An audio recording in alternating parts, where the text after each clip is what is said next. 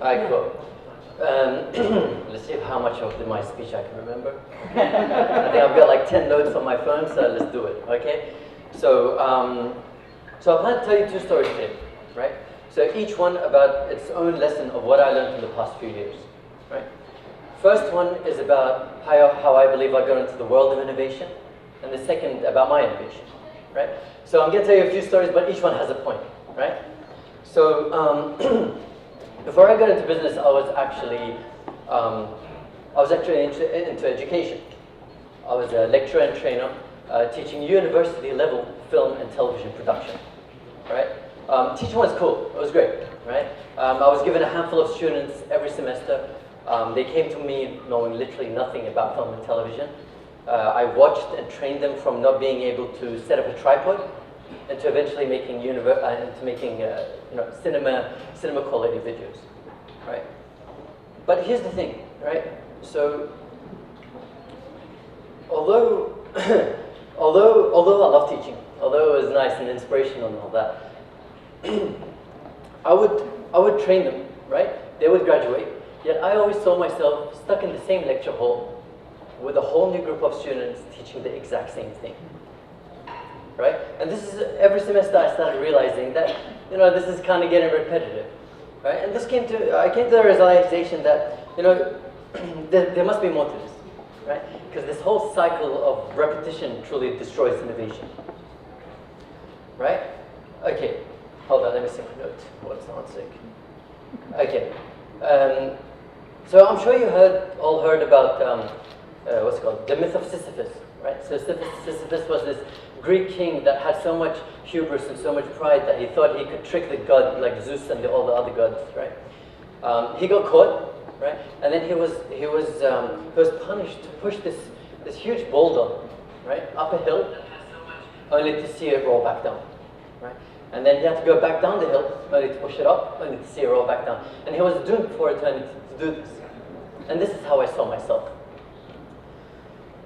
Right.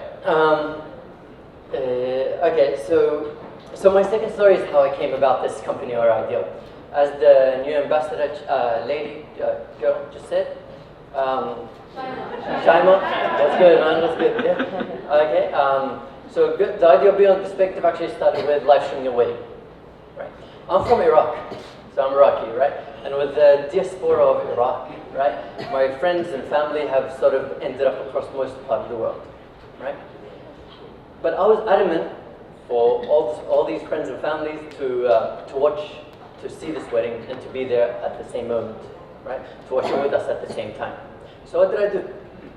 Right? I always believe that the fact that there's always a solution to every problem, right? So I live streamed it. Back then it was just literally one camera plugged into a laptop and streamed onto a platform, right? Think about it, it's not that difficult. Right now with YouTube Live and Facebook Live, you can literally just go on your phone, simple as that. But back then, these services weren't really available, right? Or they were just under development at that time, yeah. I never once really thought of becoming a businessman, right? I'm not someone that comes from a family of businessmen or women. I've never studied or learned business, right? And I've never really knew anything about business. So starting this company, starting Beyond Perspective, was literally learn as you go. Yeah. But the thing is, what I want everyone to understand, if you have an idea, right? Even if it's a small idea, yeah, developing and innovating upon that idea can create something truly magical. Yeah. Now, where am I at now? Come on, man. Yeah, I got this, bro. I got this. Don't worry. Okay. So anyway, yeah. I saw an interview with one of the organizers of the Challenge 22, which is the initiative by the Supreme Committee to create new products in the country, right? And he said the difference between invention and innovation is that invention is is someone coming up with a whole new idea, something no one's ever heard of. Yeah. Whereas innovation is building upon an existing idea. Yeah. So this was my thought process, right, of live streaming. Instead of using one camera, right, to live stream an event, I wanted multiple cameras. Instead of instead of using broadcast cameras, I wanted to use cinema quality cameras. Yeah? Instead of having one recording, I wanted multiple recordings. Instead of recording a screen or a presentation through a camera, I wanted the full resolution to be broadcasted. Right? So at the time, there wasn't a switcher that can actually take in cinema quality 4K signal and broadcast it. I mean, at my price range, I was still a student, right? It did exist, but you know. So as I said, there's always a solution to every problem. So I built one. Right? I bought connectors, I bought cables. I found a broken down monitor which I fixed, right? And just connected everything together. I actually designed from scratch a switcher that could take 4K signal, right? Downscale it and stream it live online, right? I eventually bought the switcher when I could afford it, but that's not the point. The point is, if I didn't go through the whole process of actually designing and building one, right, I wouldn't know how to customize this one to my use. Because I know exactly what's inside this switcher. I can open it up, I know exactly what's inside it, so I can do whatever I want with it. So, right? Where am I at? Where am I at? Okay, so I have one of the live streams that I did in Australia. Right?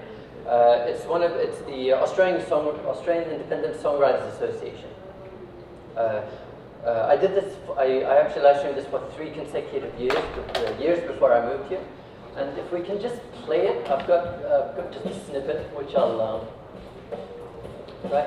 As you're seeing, firstly the colors, the blacks are black and the colors are what they're meant to be. Secondly, you'll keep seeing the camera switch. Yeah. And what's the benefit of this? What's the benefit of recording my presentation right now with that one camera, right? Or recording that presentation, recording a presentation from here, right?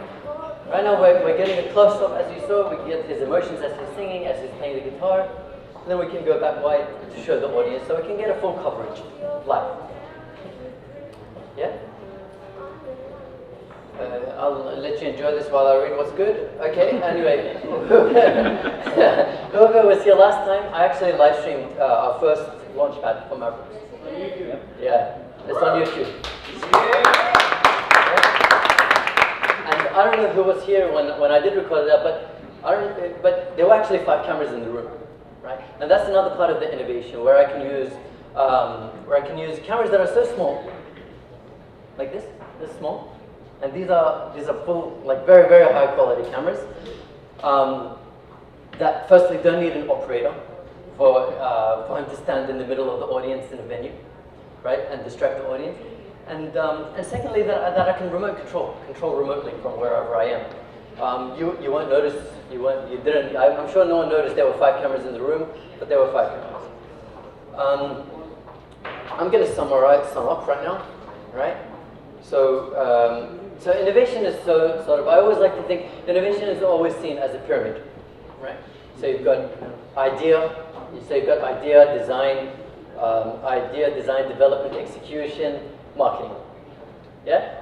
The way I feel that we as Mavericks should visualize it is more of a straight line. So more idea, design, development, execution, marketing, right? Because if we see it as a pyramid, right? And we build the development stage, it shows that we can't really go back to our design stage, right? And that sort of destroys the innovative process about it.